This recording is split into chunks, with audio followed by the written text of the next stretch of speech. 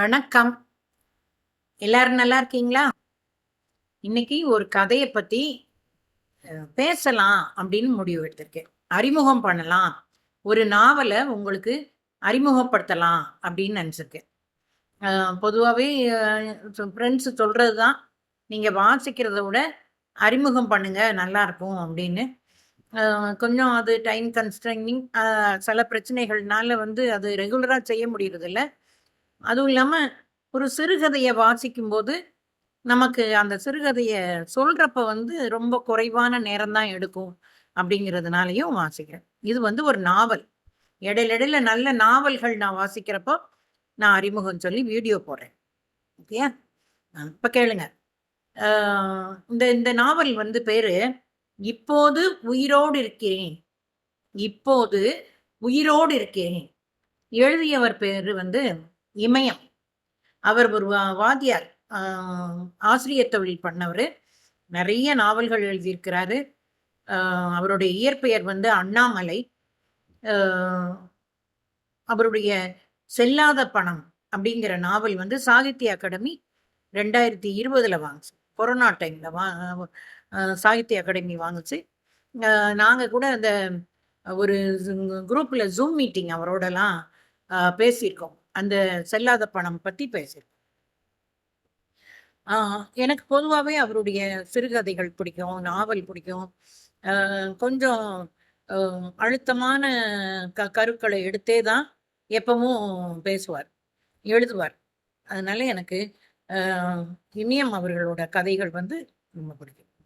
இது ஒண்ணொண்ணும் நமக்குள்ள ஒரு ஒரு பாதிப்ப உண்டாக்கும். வாசிச்சு முடிக்கும்போது ஒரு பாதிப்ப உண்டாக்கும். எடுத்த புக்க வந்து முடிச்சுட்டு தான் கீழ வைக்கணுங்கிற ஒரு உந்துதல் வரும். அப்படிப்பட்ட புக் அவரோடது.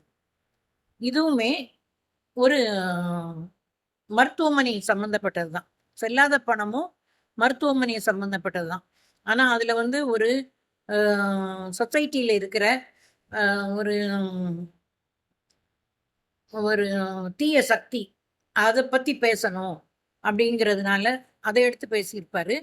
ஆனா, ஒரு தீக்காயம் பட்ட ஒரு பெண்ணோட வேதனைய ரொம்ப நல்லா சொல்லியிருப்பாரு. அது யாரும் நீங்க வாசிக்கல அப்படின்னா, கண்டிப்பா அவருடைய செல்லாத பணம் வாங்கி வாசிங்க. இது வந்து இப்போது உயிரோடு இருக்கிறேன். இதுவும் மருத்துவமனை சார்ந்த நாவல் தான். இதுல வந்து ஒரு மாணவன் இல்ல 11ஆம் வகுப்பு படிக்கிற மாணவன். அவன் அவனுக்கு ஒரு தங்கச்சி மட்டும் இருக்கு. சின்ன தங்கச்சி இருக்கா. ஸ்கூல்ல இருந்து வர்றான். ஸ்கூல்ல இருந்து வந்தவன் வந்து அ திடீர்னு வாமிட் ரொம்ப வாமிட் பண்ணிட்டு கீழ விழுந்துடுறான். இவரு அப்பா வந்து ஒரு சாதாரண தொழிலாளி மில்லு வச்சிருக்கிறாரு. அப்ப அவரு உடனே எப்பவுமே என்ன செய்வாருன்னா, பக்கத்துல உள்ள ஒரு மெடிக்கல் ஷாப்ல போயி எப்படி இருக்குங்கிறத சொல்லி மருந்து வாங்கி குடுப்பாரு. நார்மலா அ கொஞ்சம் பண வசதி குறைவா இருக்கு, அப்படிலாம் நினைக்கிறவங்க வந்து அ இது ஒரு வழக்கம். பக்கத்துல பழகுன ஒரு மெடிக்கல் ஷாப்ல போயி அவங்க சொல்ற மாத்திரைய வாங்கி குடுக்கறது ஒரு பழக்கம். அதே மாரி இவரும் போயி ஒரு மெடிக்கல் ஷாப்ல மருந்து வழக்கமா வாங்குற இடத்துல மருந்து வாங்கி குடுக்குறாரு. அந்த மாத்திரைய சாப்பிட்றான். ஆனா, அ கொஞ்ச நேரத்துல வந்து அவனுக்கு வலிப்பு வந்த மாரி வந்துரும். வலிப்பு வந்த உடனேயும் பழையபடி இவர் அந்த மெடிக்கல் ஷாப்புக்கே ஓடுறார். அப்ப அந்த மெடிக்கல் ஷாப்காரர் என்ன சொல்லிடுறாரு, "அ வேண்டாம். நீங்க வந்து மருத்துவமனைக்கு கொண்டு போயிருங்க. இது ஏதோ ஒரு கொஞ்சம் சீரியஸான விஷயம் மாரி தெரியுது." அப்படின்னு சொல்லிடுறார். உடனே மருத்துவமனைக்கு கொண்டு போயிடுறாங்க. மருத்துவமனைக்கு கொண்டு போனாக்க, எல்லா டெஸ்ட்டும் வழக்கமா எடுக்க சொல்ற மாரி எல்லா டெஸ்ட்டும் எடுக்குறாங்க. எல்லா டெஸ்ட்டும் எடுத்துட்டு 2 கிட்னியும் ஃபெயிலியர் ஆயிட்டுன்னு சொல்றாங்க. இது இதுல ஒரு விஷயம் என்னன்னா, நம்மளோட உடம்புல அ பல உறுப்புகள் வந்து ஒண்ணொண்ணு தான் இருக்கு. சில உறுப்புகள் ஒரு ஸ்டாண்ட் பையோட இருக்கு. அ உதாரணத்துக்கு கிட்னி 2 இருக்கு. இதுல நமக்கு ஒரு உறுப்பு இருக்கிற இதுல என்ன ஒரு அட்வான்டேஜ் அப்டின்னா, அதுல வியாதி ஆரம்பிக்கும்போதே நமக்கு தெரிஞ்சிரும். ஒரு இதயத்துல ஒரு சின்ன ஒரு டிஸ்டர்பன்ஸ் வருது அப்டின்னா, மூச்சு திணறல் வந்துரும். அந்த மாரி ஒரு இதயத்தில பிரச்சனைன்னா வந்து ஒரு மூச்சு விடுறதுக்கே கஷ்டப்படுறபடி அப்படிலாம் இருக்கும். அப்போ நமக்கு வந்து ஆரம்பத்திலேயே அந்த வியாதியோட இது தெரிஞ்சிரும். ஆனா இந்த 2 உறுப்புகள் இருக்குல்ல, கிட்னி மாதிரி.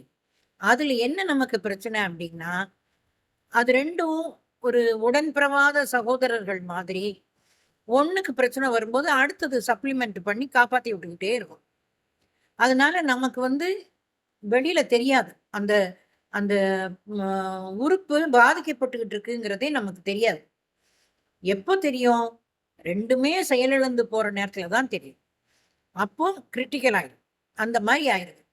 பொதுவா வந்து கிட்னி சம்மந்தப்பட்ட பிரச்சனைக்கு, அ இந்த பிபி மாத்திரையெல்லாம் வந்து ரொம்ப காலமா ஹெவி டோசேஜா சாப்பிடுறது, அதெல்லாம் ஒரு காரணமா சொல்றாங்க. அதுல வந்து எனக்கே ஒரு எக்ஸ்பீரியன்ஸ் இருக்கு. எனக்கு எப்படின்னா, ம் அப்போ பிராட்பேண்ட் புதுசா குடுத்த டைம். ரொம்ப ஹெக்டிக்கா இருந்தது ஒர்க்கு. ஆ ஆக்சுவலா அப்படியே கம்ப்யூட்டர பார்த்துக்கிட்டே இருந்து, கண்ணு எம கூட மூடாது. அந்த மாதிரி ஒரு ஸ்டேஜ் இருந்தது. அப்போ அ மூடாது இன் த சென்ஸ் ஃப்ளெக்சிபிளா மூடாது. அ அந்த மாரி இருந்தது.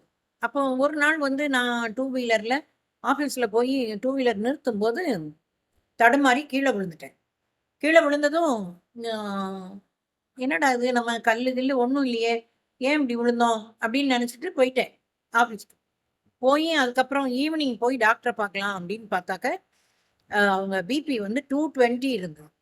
எனக்கு 220 வரைக்கும் எனக்கு ஒரு சின்ன அடையாளம் கூட தெரியல. உடனே அவங்க அலோபதி மருந்தெல்லாம் குடுத்தாங்க. அப்போ நான் என் ஃப்ரெண்ட் ஒருத்தங்க எனக்கு என்ன சொன்னாங்கன்னா, என் மகளுக்கு வந்து டெலிவரி டைம்ல பிபி வந்து அ அலோபதி மெடிசின் ரொம்ப ஹை டோசேஜ் குடுத்ததுனால கிட்னி பாதிச்சிருச்சு. அதனால நீ வந்து அ நீ உடனடியா இப்ப குறைக்கிறதுக்கு அலோபதி சாப்பிடாம ஹோமியோபதி ஏதாவது பார்க்கலாமே அப்படின்னு என் ஃப்ரெண்ட் சஜெஸ்ட் பண்ணாங்க. இப்ப நானும் அதே மாரி போய் ஹோமியோபதி எடுத்தேன். கொஞ்சம் குறைஞ்சு கண்ட்ரோலுக்கு வந்த பிறகு, அதுக்கப்புறம் அலோபதிக்கு வந்தேன். அதனால எனக்கு வந்து அந்த பிபியோட ஹை டோசேஜ் வந்து கிட்னிய பாதிக்கும் அப்படிங்கிறது எனக்கு ஒரு எக்ஸ்பீரியன்ஸ் மூலம் அறிஞ்ச உண்மை. ஆனா இந்த பையனுக்கு அந்த மாரிலாம் ஒண்ணும் இல்ல. அதுல இன்னொரு விஷயம் என்னன்னா, நம்ம வந்து கிட்னி நல்லா ஃபங்ஷன் பண்ற நேரம், நம்ம தேவையான தண்ணி குடிக்கணும். அந்த கிட்னி ஃபங்ஷனிங்க்கு தேவையான தண்ணி குடிக்கணும். ஆனா பல சமயங்கள்ல நம்ம தண்ணி குடிக்கிறதில்ல. அப்ப தண்ணி குடிக்காததுனால கிட்னி ப்ராப்ளம் வந்துருது. கிட்னி ப்ராப்ளம் ஒன்ஸ் வந்த பிறகு, தண்ணியோட அளவ ரொம்ப குறைச்சர்றாங்க. தண்ணி குடிக்கிற தண்ணி மட்டும் இல்லாம, அந்த குடுக்குற தண்ணியோட அளவுல, நம்ம ஊத்துற குழம்போட அளவு, காஃபி குடிக்கிறது எல்லாம் சேர்ந்தே, அவங்க குறிப்பிட்ட ஒரு அளவுக்குள்ள நம்ம குடிக்கணும். என் ஃப்ரெண்டு ஒரு பொண்ணு அ கிட்னி ஃபெயிலியர் ஆகி டயாலிசிஸ் பண்ணி, அப்படியே இறந்து போனா. அப்போ அவ வந்து டயாலிசிஸ் பண்ற டைம்ல என்ட்ட சொல்வா, "ஆ நான் வந்து இதுவரைக்கும் யார பார்த்தும் பொறாமப்பட்டதில்ல. முதல் தடவையா என் முன்னாடி என் ஹஸ்பண்ட் வந்து ஒரு செம்பு தண்ணிய மடமடன்னு குடிக்கும்போது எனக்கு பொறாமையா இருக்கு. அளந்து அளந்து குடிக்க வேண்டியிருக்கு." அது இந்த கதையில வந்து வருது. அந்த பையன் வந்து ஒரு பயம் வந்துருது. பயம் வந்த உடனே அவனுக்கு தொண்டையெல்லாம் வறண்டுருது. நாவறட்சி ஆயிடுது. தண்ணி வேணும்னு கேட்கறான். ஆனா, ஒரு சின்ன சின்ன கப்புல தான் குடுக்காங்க. ஒரு 1 மடக்கு, 2 மடக்கு குடிக்கிற மாரி தான் குடுக்காங்க. அது ரொம்ப உண்மையிலேயே ரொம்ப ஒரு வேதனையான ஒரு விஷயம். நம்ம வந்து உடல் ஆரோக்கியத்துக்கு ரொம்ப முக்கியத்துவம் குடுக்கணும் அப்படிங்கிறது, இந்த மாதிரி நாவல்கள படிக்கும்போது நமக்கு வந்து தோணுது. அலட்சியமா இருக்கக்கூடாது அப்படின்னு தோணுது. இவன் ஆக்சுவலா இவன கொண்டு போய் இது பண்ணோனே 2 கிட்னியுமே ஃபெயிலியர் ஆயிட்டு, அ டயாலிசிஸ் பண்ணணும் அப்படிங்கிறாங்க. அந்த டயாலிசிஸ்க்காக வேண்டி சிலருக்குலாம் என்ன பண்றாங்கன்னா, அ ஏற்கனவே கிட்னி ப்ராப்ளம் வந்துட்டு, கொஞ்சம் இன்சுலின் அளவு அதிகமா இருக்கு. இன்சுலின் குடுப்பாங்க. ஊசி. இன்சுலின் உடம்புல உள்ள இன்சுலின் குறையும். இவங்க ஊசி போட்டு இன்சுலின் ஏத்துவாங்க. அப்போ அந்த மாரி ஸ்டேஜ் வரும்போதே, எனக்கு தெரிஞ்சவங்க ஒருத்தவங்களுக்கெல்லாம், அ எமர்ஜென்சின்னு வரும்போது நம்ம அத செய்ய முடியாது. அப்படின்னு பிஸ்டுலான்னு ஒண்ணு கையில இந்த இடத்துல பண்ணாங்க. அது இந்த பையனுக்கு வந்து கதையில என்ன சொல்றாரு, தொடை பக்கம் பண்ண மாரி சொல்றாரு. அது பல இடங்கள்ல பண்றாங்க. தொடை பக்கம், பிஸ்டுலா வந்து கையில வைக்கிறாங்க. இந்த சிறுநீருக்கான அந்த எக்யூப்மெண்ட், டயாலிசிஸ்க்கு உள்ள எக்யூப்மெண்ட் முதல்ல வந்து தொடைக்கிட்ட வைக்கிறாங்க. அது அது பிரச்சனை ஆகும்போது கழுத்துக்கிட்ட வைக்கிறாங்க அப்படிலாம் சொல்றாரு. இவன் வந்து 15, 16 வயசு பையன். ஒரு இடத்துல இருக்கும்போது எதிர வர்றவங்க வந்த உடனே அவன் கழுத்து பக்கம் தான் கண்ணு போகுது. அது அவனுக்கு வந்து ரொம்ப இன்கன்வீனியன்ட்டா இருக்கு. அவன் ஷர்ட்டு, கர்ச்சீப் இப்படி வச்சு வச்சு மறைக்கான். பாவமா இருக்கு. அதாவது என்னன்னா, ரொம்ப ஒரு கஷ்டமான ஒரு ட்ரீட்மெண்ட்ல போயிட்டு இருக்கான். ஆனாலும் தன்னோட அ அ இந்த எதிர இருக்கவங்க பார்வை இதுல படுதே அப்படிங்கும்போது, அத மறைக்க நினைக்கிறான். அது அ டயாலிசிஸ் பண்ற நேரத்துல இவன் கடந்து வர்ற பிரச்சனை. இவனோட அம்மாவும், அப்பாவும் எந்நேரமும் சண்டை போட்டுக்கிட்டே இருப்பாங்க. அப்பா வந்து ஒரு மில் வச்சிருக்காரு. ஆ மில்லுக்கு பொதுவா நெறைய பெண்கள் தான் வருவாங்க. இவரோட இயல்பு பெண்கள்ட்ட நல்லா பேசுவார். அம்மாவுக்கு அது பிடிக்காது. அம்மா வந்து எப்பவுமே அந்த பெண்கள்ல யார்ட்டயாவது இவர் நல்லா பேசினார்னா சந்தேகப்பட்டு சண்டை போடுறது, அது வீட்ல எப்பவுமே நடக்கும். 2 பேருக்கும் நடக்கும். ஆ இப்ப இந்த பையனுக்கு சுகமில்லாம ஆன உடனே, அ கோவத்துல அம்மா சொல்லுவாங்க. நீங்க எந்தெந்த எத்தன பெண்ண நீங்க வந்து அம் ஏமாத்துனீங்களோ, எத்தன பெண்ட்ட தப்பா நடந்தீங்களோ, அதுதான் வந்து என் பிள்ளைக்கு இப்படி ஒரு வியாதிய கொணந்து விட்டுருச்சு, அப்படின்னு சொல்லுவாங்க. உடனே அடிப்பார். அவர் பொது இடம் கூட பார்க்காம மருத்துவமனையில அடிப்பார். அவருக்கு எப்பவுமே வந்து கோபம் அதிகமான உடனே அடிக்கிற பழக்கம் இருக்கு. இந்த அம்மா எப்படி தன்னோட கோபத்த வெளிப்படுத்துவாங்க அப்படின்னா, சில நேரம் சண்டை போடுவாங்க நல்லா. சில நேரம் அவர் என்ன கேட்டாலும் பதிலே சொல்லாம அமைதியா இருந்துருவாங்க. இந்த அமைதி வந்து அவருக்கு ரொம்ப கோவத்த உண்டாக்கும். அவர அடிக்க தூண்டும். அப்போ இந்த பையன் நினைக்கிறான். அம்மா வந்து அப்பா நல்லவர் இல்லங்கிற மாதிரி சொல்றாங்க. அ ஆனா ஊர்ல இருக்கவங்க அத்தன பேரும் அப்பாவ நல்லவங்கன்னு சொல்றாங்க. அந்த நாயகன் படத்துல வர்ற மாதிரி, நம்ம அப்பா நல்லவரா? கெட்டவரான்னு இவனுக்கு ஒரு சந்தேகம் வருது. உண்மையிலே நல்லவரா? உண்மையிலே கெட்டவராங்கிறது சந்தேகம் வருது.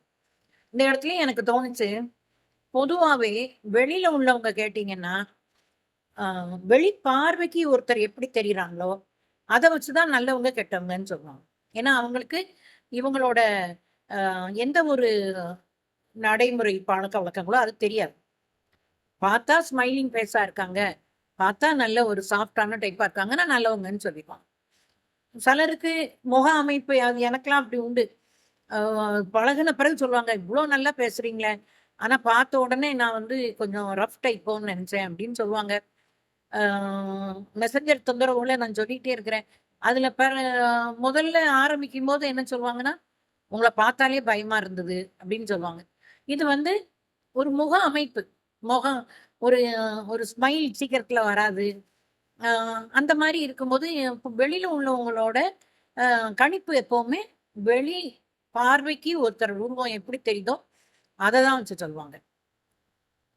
உள்ள குடும்பத்துக்குள்ள இருக்கிறவங்களுக்கு தான், அவங்க உண்மையிலேயே அவங்க எப்படிப்பட்டவங்கங்கிறது தெரியும். அதே போல நம்ம ரிவர்ஸாவும் எடுக்கலாம். சிலர் வெளி பார்வைக்கு சில ஆண்கள்லாம் வந்து ஒரு ஒரு ரவுடி தோற்றம் இருக்கும். ஆனா வீட்டுக்குள்ள இருக்கிறவங்கள்ட்ட அவங்க ரொம்ப அன்பா இருப்பாங்க. அதனால நம்ம வந்து அ அத வச்சு இது பண்ண முடியாது.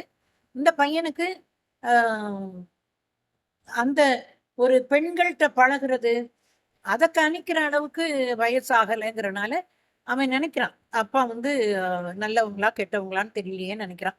ஆனா எப்பவுமே அப்பா வந்து ஒரு மாரி தெனாவட்டா தான் நடப்பாரு. அந்த அந்த மருத்துவமனையில என்ன ஆயிருதுன்னா, ஒவ்வொருத்தட்டயா ஒரு ஒரு ஸ்டெப்புக்கா போய் கெஞ்சி கெஞ்சி தான் ஒவ்வொரு காயையும் நகர்த்த வேண்டியிருக்கு. அ எல்லாம் வந்து ஒரே தடவையா சொல்ல மாட்டேங்கிறாங்க. அ ஒரு நேரம் சொல்றாங்க. அத செஞ்சு முடிச்ச பிறகு அடுத்தது சொல்றாங்க. அப்ப இவர் என்ன நினைக்கிறாரு, சில நேரங்கள்ல இவர் வந்து தன்னோட ஊர விட்டு அ வேற ஊர்ல உள்ள மருத்துவமனையில சேர்த்துருக்கிறாரு. அப்போ சில டாக்குமெண்ட்ஸ் கேட்கும்போது இவரு பஸ் ஏறி போய் ஊருக்கு போய் எடுத்துட்டு வர வேண்டியிருக்கு. அப்போ அவங்க தொகுப்பா ஒண்ணு என்னென்ன வேணும் அப்படிங்கிறத சொல்லிட்டாங்கன்னா, இவருக்கு போயி அ ஒ ஒரே நேரத்துல எடுத்துட்டு வந்துரலாம். அந்த கோபம் வருது இவருக்கு. ஏன் இப்படி இவங்க வந்து பிரிச்சு பிரிச்சு சொல்றாங்க? அப்படிங்கிற கோபம் வருது.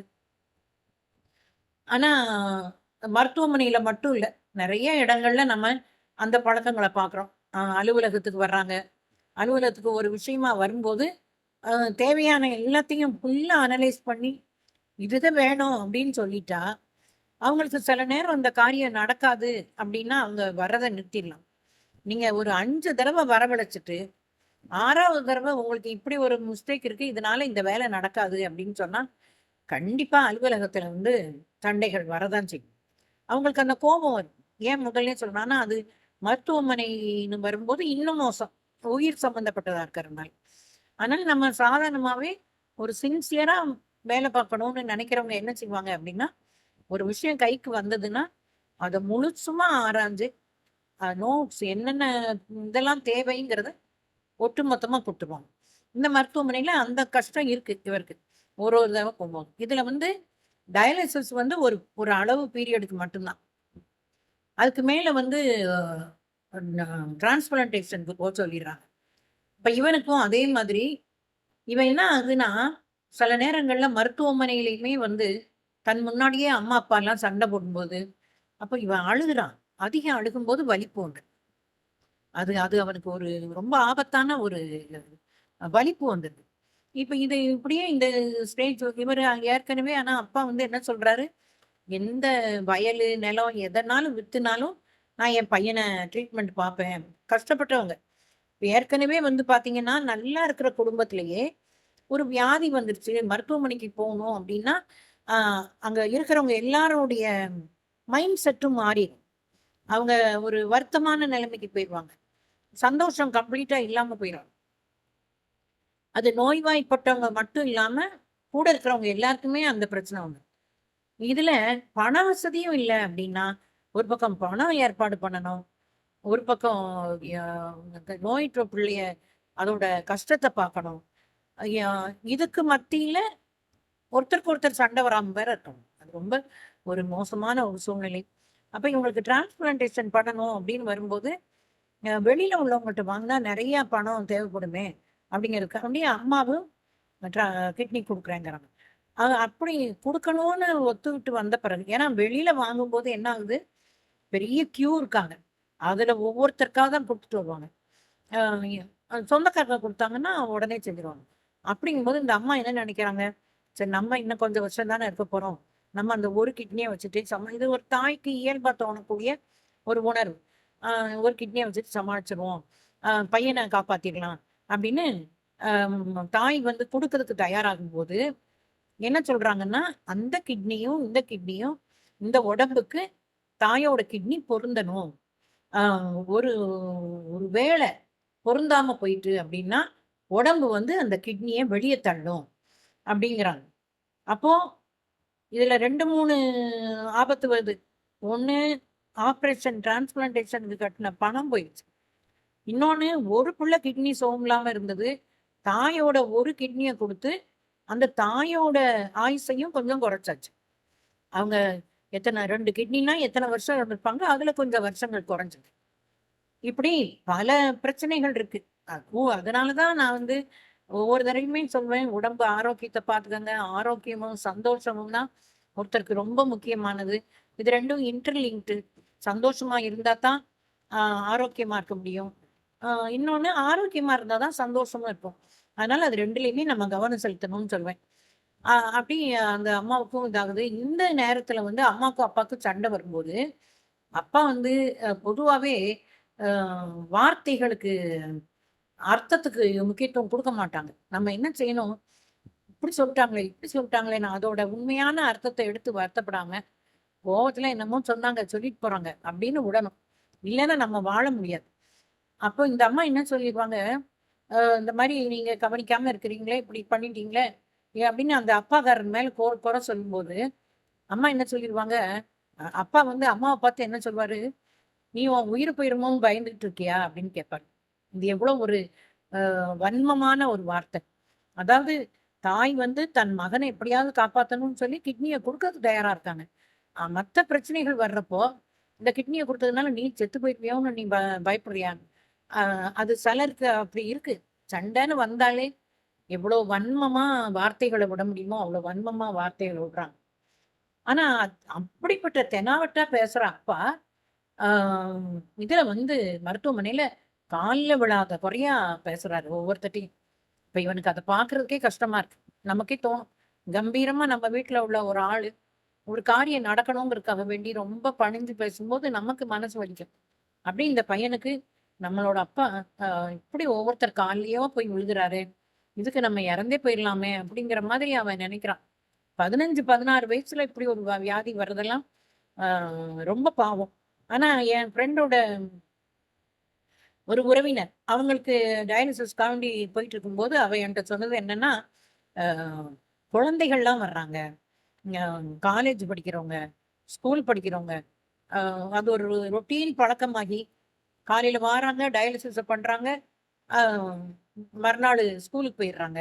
இதுல ஸ்கூல்ஸ்லயே வந்து பிள்ளைகளுக்கு ஒரு வாரத்துல 3 தடவ டயாலிசிஸ் பண்ணணும்னா, அட்டெண்டன்ஸ் அலோவ் பண்றாங்க. அப்படிலாம் கேள்விப்பட்டுருக்கேன். அதனால ரொம்ப ஒரு ம் ஆக மோசமான வியாதின்னா, அது கிட்னி சம்மந்தப்பட்ட வியாதி தான். நம்ம ரொம்ப கவனமா பார்த்துக்கிறணும். முதல்ல கிட்னி சம்மந்தப்பட்டதுல வந்து சுகர் லெவல் மெஷர்மென்ட் பார்க்குறாங்க. சுகர் லெவல் கொஞ்சம் அ அதிகமா இருக்கு அப்படிங்கிறப்போ, அ HbA1cன்னு ஒரு டெஸ்ட் எடுக்க சொல்றாங்க. 3 மாசம் ஆவரேஜ் சுகர். இப்ப நெறைய டெக்னாலஜி வளர்ந்துட்டு, அதனால நம்ம வந்து மருத்துவர்கள கரெக்ட்டா பார்த்து, அ அவங்க சொல்ற முறைகள ஃபாலோ பண்ணி, அவங்க குடுக்குற மாத்திரைகள சாப்பிட்டோம்னாலே நமக்கு வந்து ஓரளவு கண்ட்ரோல்ல நல்லபடியா வச்சுக்கலாம். ஆ HbA1c எடுக்க சொல்றாங்க. அது 7க்கு கீழ இருக்கணும். 6.8ஓ 7ஓ சொல்றாங்க. அதுக்கும் கீழ தான் இருக்கணும். அதுக்கு மேல போகும்போது தான் கண்ட்ரோல் பண்ண சொல்றாங்க.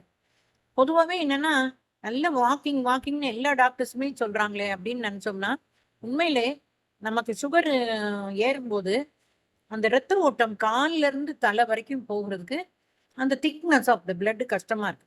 அதனால தான் அவங்க வாக்கிங் போங்க போங்கன்னு எல்லாருமே சொல்றாங்க. நடக்கும்போது அந்த கால்ல உள்ள அந்த நரம்புகள்ல ரத்த ஓட்டம் சீராகுங்கிறதுக்காக வேண்டி நடக்க சொல்றாங்க. ஆ அடுத்து கொஞ்சம் HbA1c குறையவே மாட்டேங்குது. கூடிட்டே இருக்கு. 8, 9ன்னு போகுது. அப்ப கிரியேட்டின் லெவல பார்க்க சொல்றாங்க.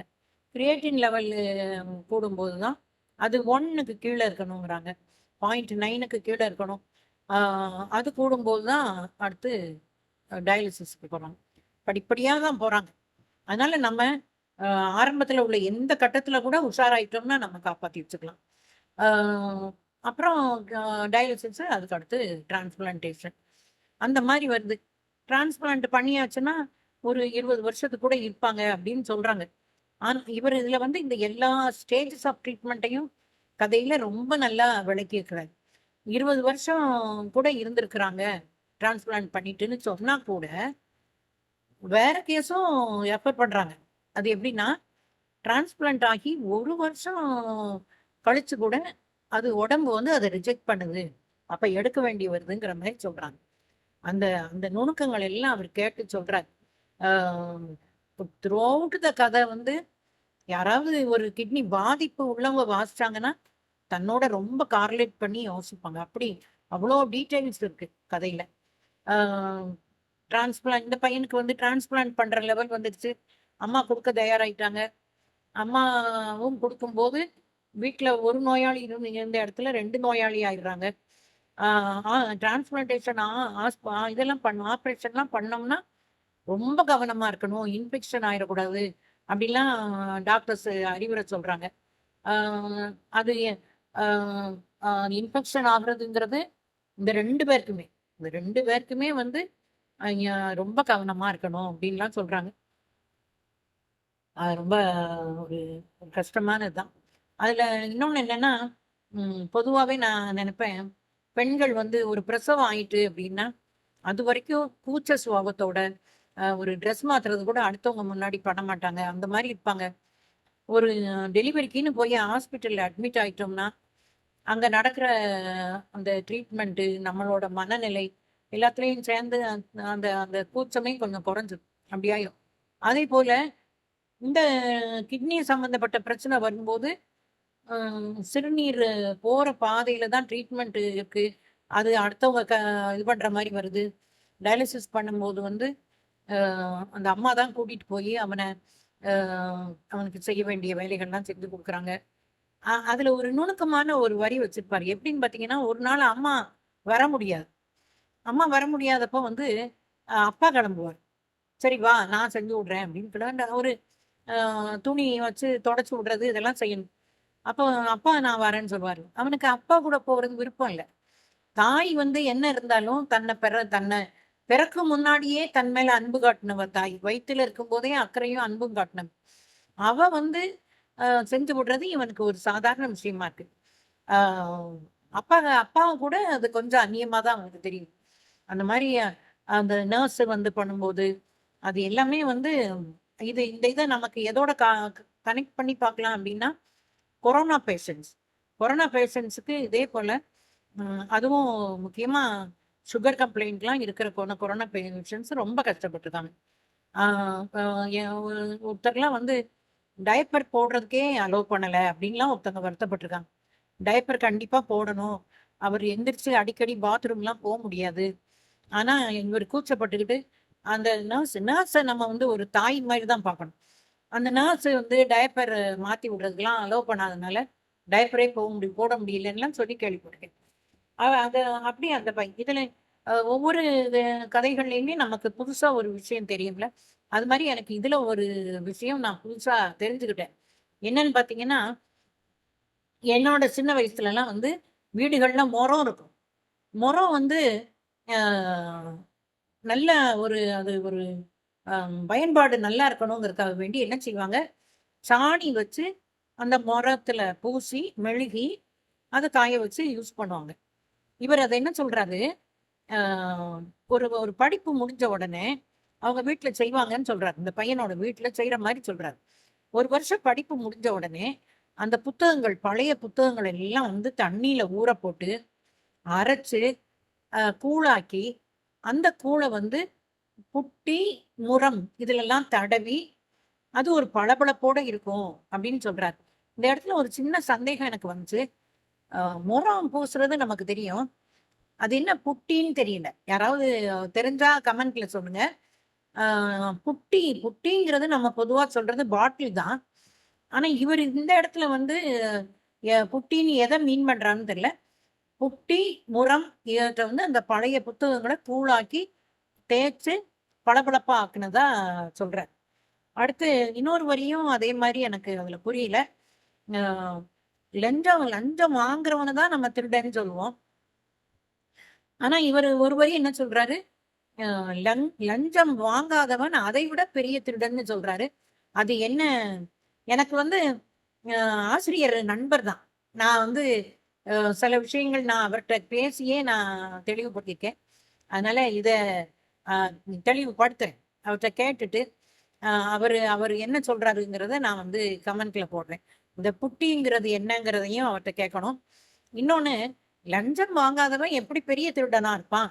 நம்ம வந்து அது நல்ல குணம்னு தானே நம்ம நெனைக்கிறோம் அப்படின்னு எனக்கு தோணுது. அதுவும் அவர்ட்ட கேட்கணும்.